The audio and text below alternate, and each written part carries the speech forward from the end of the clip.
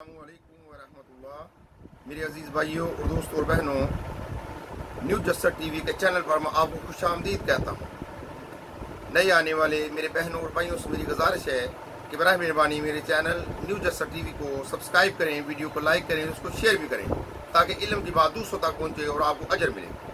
آج کی حدیث مبارک کچھ اس طرح ہے۔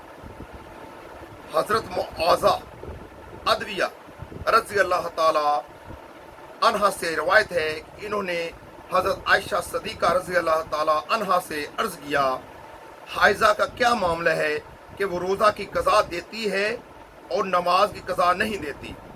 حضرت عائشہ صدیقہ رضی اللہ تعالی عنہا نے فرمایا، ہم بھی اس سے دوچار ہوتی تھیں تو ہمیں روزے کی قضا کا حکم دیا جاتا تھا جبکہ نماز کی قضا کا حکم نہیں دیا جاتا تھا۔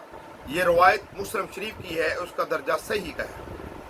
میرے بھائیوں اور دوستوں اور بہنوں، جو عورت حیض میں مبتلا ہو تو اس کو روزے کی قضا کرنی پڑے گی، روزے بعد میں رکھنے پڑیں گے جتنے رہ جائیں گے، لیکن نماز جو اس کی قضا ہوگی وہ نہیں ادا کرنی پڑے گی، نماز کی قضا نہیں کرنی پڑے گی، لیکن روزے کی قضا کرنی پڑے گی، یعنی روزے دوبارہ رکھنے پڑیں گے ان کو جب وہ حیض سے پاک ہو جائیں گے۔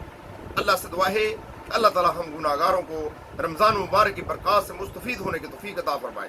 آمین ثم آمین۔ السلام علیکم ورحمۃ اللہ۔